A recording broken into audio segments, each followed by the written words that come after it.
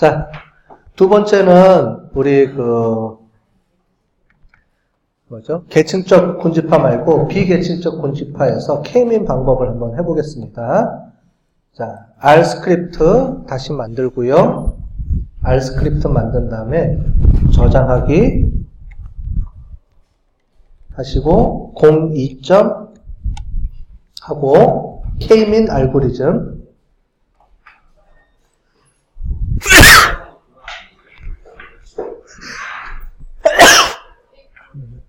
K평균 군집화 .r 이렇게 볼게요. K평균 군집화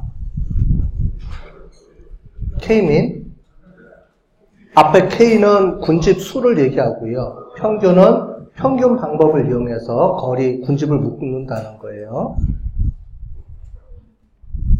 자, 저장한 다음에 자, 이렇게 우리가 만들 텐데요. 설명을 좀 드릴게요.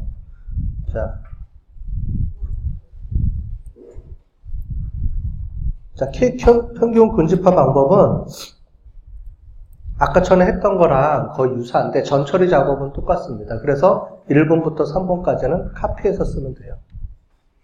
그 다음에 4번부터 하는 방법이 차이가 나는 겁니다. 자, 1번 앞에 카피해 갖고 오면 됩니다. 즉 뭐냐면은 여기 있던 거 있죠? 앞에서 1번부터 여기 3번까지 카피 해가지고 그냥 쓰시면 돼요. 나중에 카피해 갖고 쓰세요. 새로 치지 말고. 똑같은 겁니다. 자, 1번은 데이터 불러 갖고 오고요. 그 다음에 회사 이름 제거하고 데이터 정교화하는 것까지 똑같아요. 똑같은데 여기서부터가 이제 틀립니다. 여기서부터가. 자, K평균 군집하려고 그러면은, 뭐가 있어야 되냐면은, 자, 여기 보시는 것처럼 초기 시드를 결정해 줘야 돼요. 뭐냐면 기준점을 적어주는 거예요. 우리가 K평균 기준 군집은 랜덤하게 데이터 중에 하나를 잡아서 움직입니다. 랜덤하게 잡아주는 거예요. 우리가 옛날에 우리가 트레이닝하고 밸리데이션 세트를 정할 때도 랜덤하게 우리가 할 때 그렇게 안 하고 고정시켜주면 뭐라 그랬죠? 저랑 여러분이랑 결과가 똑같이 보인다 그랬죠? 안 그러면 그냥 랜덤하게 돌려줘도 되고요. 근데 여기는 지금 저랑 여러분들하고 이제 결과를 똑같이 봐야 되니까, 시드를 정해줍니다. 그래서 setSeed에서 2번이라고 정해주면 2번이 기준점이 되는 거예요. 랜덤 기준점이. 그러니까 여러분들하고 저하고 똑같이 되는 거겠죠? 자, 나중에 이제 회사에서 돌릴 때는 이제 이런 게 필요 없어지죠. 그죠? 아니면은, 요렇게 해주고 계속 2개, 3개, 4개 이렇게 해줄 때 필요할 때는 이렇게 해주고요. 두 번째, K민이라는 방법을 이용해서 어떻게 해주냐면은 6개 군집으로 나눕니다. 제일 끝에 있는 게 이제 군집수예요. 군집수 6개로 나눠줍니다. 자, 일단 기본적으로 6개를 나눠주는데 뒤에 해볼 겁니다. 2개, 3개, 4개, 5개, 6개에서 쭉 해서 자동으로 해주는 방법이 있어요. 왜냐면 6개가 진짜 제대로 된 건지 모르잖아요, 우리가. 2개가 최적인지, 3개가 최적인지. 그래서, 우리가 K민을 돌릴 때는 2개, 3개, 2개부터 시작해서, 하나는 의미가 없고요. 2개부터 시작해서 한 10개 정도까지. 왜냐면 군집이 10개가 넘어가면 우리가 헷갈려서 모르죠? 그러니까 한 10개 정도까지 정해놓고 우리가 반복 의문을 이용해서 계속 돌려주면서 그 결과를 체크해줘요. 설명을 드릴게요. 자, 일단은 K민 방법을 이용한다라는 건 이렇게 군집수를 정해주는 거고요. 자, 이렇게 정해준 다음에 결과를 한번 볼게요. 결과를 보면은 이런 식으로 결과가 다 나오죠. 그래서 클러스터링, 센터링 값하고 이렇게 해서 나옵니다. 그렇죠? 우리 요거 해봤죠. 그래서 6개로 나눠지면 각각의 군집들 번호가 나오죠. 애리조나가 4번 군집. 그러면 애리조나, 플로리다, 센트럴 이게 같은 그룹이라는 의미죠. 같이 묶여있다. 6개로 군집을 하게 되면 같은 그룹이다. 이렇게 만들어주는 겁니다. 자, 그 중에서 여기 보면은 센터라고 돼 있죠? 이렇게 치면 요 값, 위에 있던 요 그 평균값, 요게 보여지고요.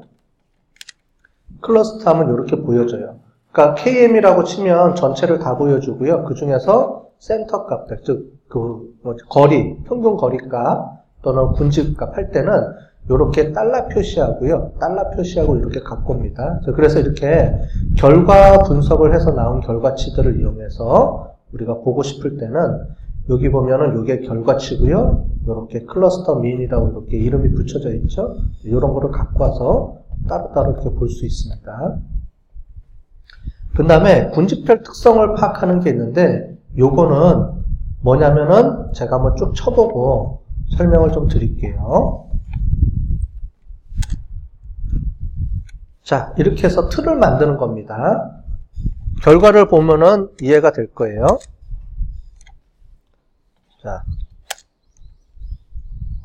자, 무슨 말인지 이해가 되시죠? 이게 몇 번부터 몇 번까지냐면은 여기부터예요. 자, 이거는 플롯에서 화면 틀을 만들어주고, 그 다음에 여기에 X축 라벨을 붙여주고, 그 다음에 중심값 얘를 출력해주면 이렇게 그래프 그려주고, 그 다음에 클러스터의 이름을 넣으면 여기 클러스터 번호가 들어갑니다.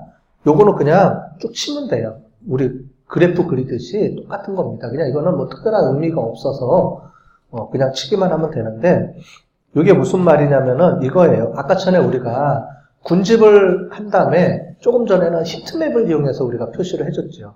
근데 히트맵은 그렇게 히트맵을 쓰진 않고 이런 식으로 우리가 쓰게 돼요. 그러면 무슨 얘기냐면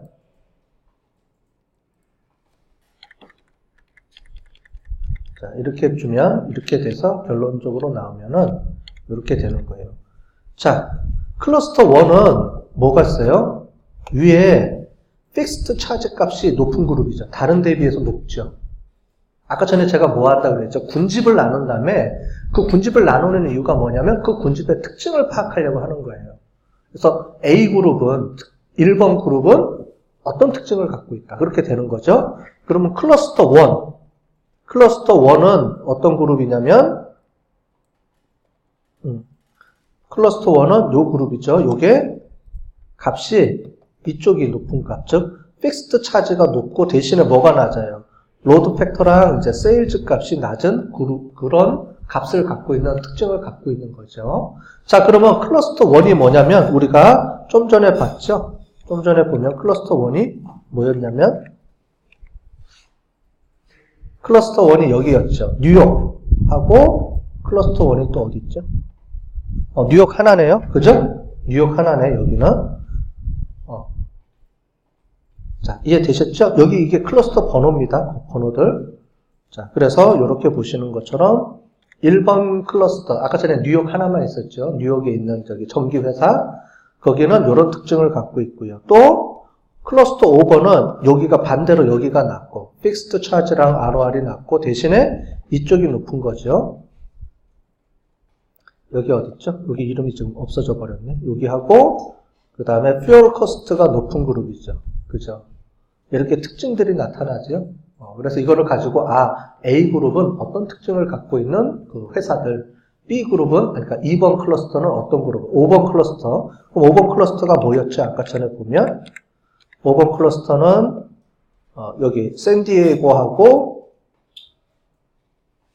샌디에이고만 있네요. 여기만 있네요. 5번 요거 하나네요. 그렇죠?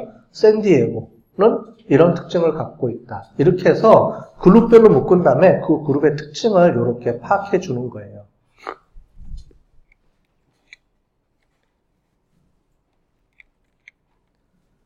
자, 이해되시죠?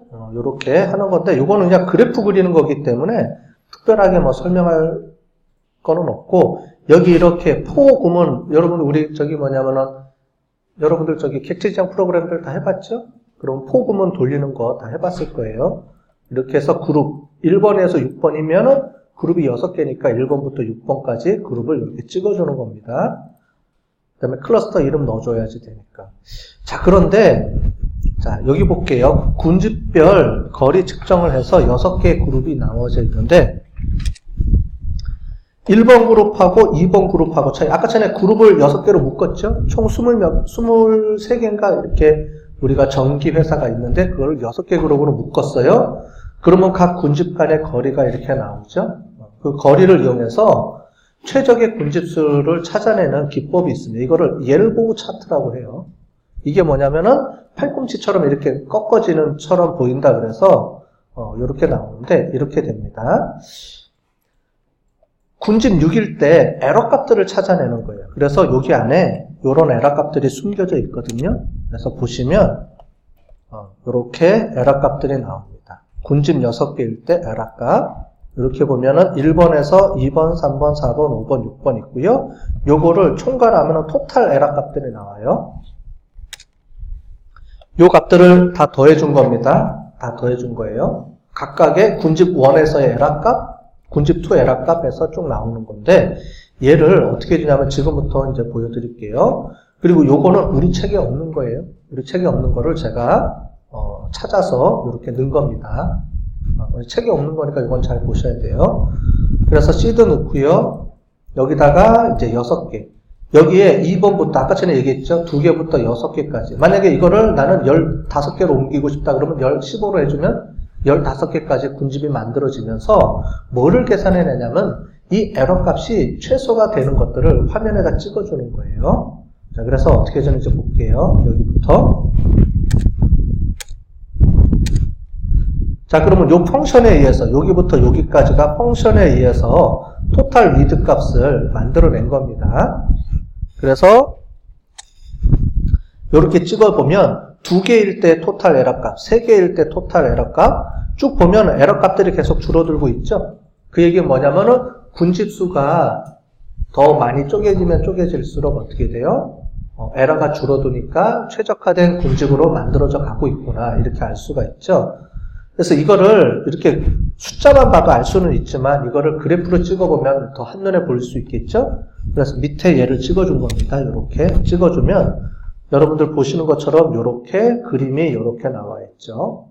그래서 그룹이 2개일 때 에러값, 3개일 때 군집수 에러값들 해서 이렇게 표시를 해주는 거예요. 근데 이게 꼭 최적은 아니에요. 꼭 이렇게 나왔다 그래서 이게 최적 그룹이다 이렇게 할 수는 없지만 그래도 우리가 아무것도 없는 것보다는 그래도 에러 값들이 이렇게 줄어 들어가는 것을 보면서 고려를 하는 겁니다. 자, 그러면 어느 순간 줄어들다가 어느 순간부터는 안 줄어들겠죠? 그러면 적당한 수준에서 잘라서 그 그룹을 우리가 분석해 볼 필요가 있겠죠? 그렇게 해서 K민 방법을 이용하면은 이런 방법을 써서 군집수가 어느 정도 선에서 우리가 어느 정도 선에서 적당한 그룹을 찾을 수 있을지를 이렇게 보게 됩니다.